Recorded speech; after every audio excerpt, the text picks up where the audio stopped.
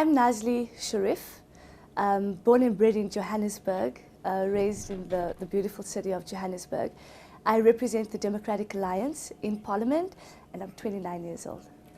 Well, I think members of Parliament, when they're elected to represent a constituency. And I happen to be young and a woman, and so that is who that's the constituency that I come to represent.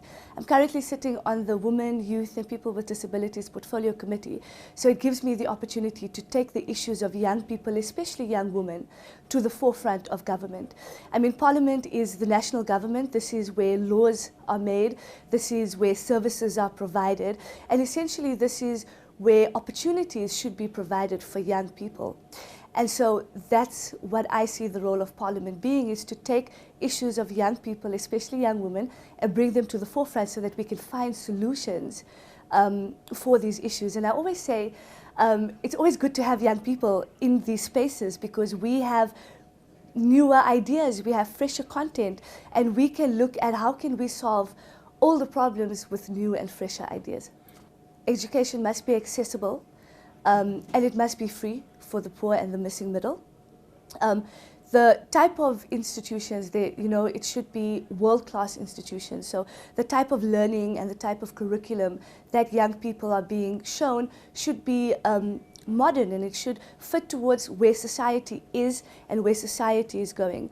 But one of the biggest issues for me that I'm going to speak about is looking specifically at young women. So looking at abortion and pro-choice, and what are the safety measures for young women to get safe abortions? Because too often we find that young girls can't afford to go to a private space to get an abortion, so they go through backyard alleys.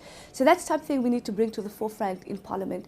Gender-based violence, and I know the President is working with the Total Shutdown movement to look at gender-based violence. And so that's something that's very close to my heart as well.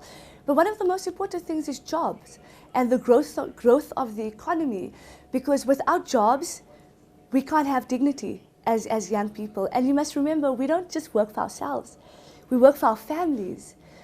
So when we have a job, not only do we take ourselves out of poverty, but we are able to take our families out of poverty. People joke about black tax, but it's not a joke, it's real. And I, for one, I experience it as well with my mom and my sister, who is dependent on my salary.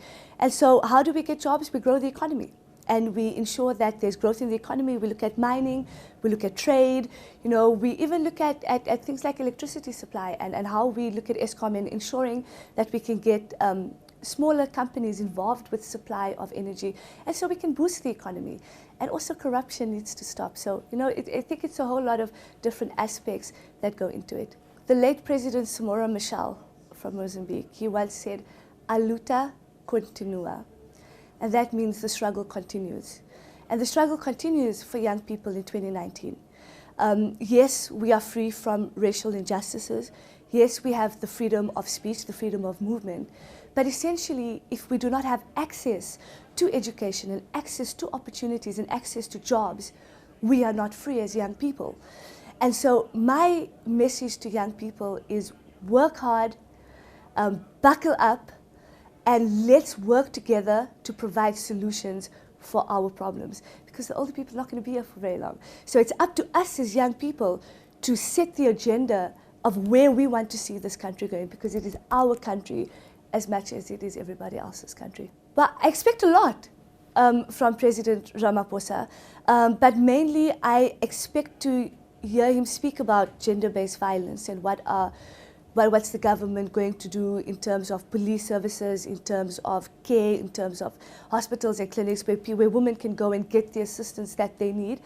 I expect him to talk about jobs and what is the plan to create jobs, what is the plan to grow our economy, because if you look at developing states, a growing economy is the only answer to provide prosperity and opportunities for people. So that's what I'm expecting.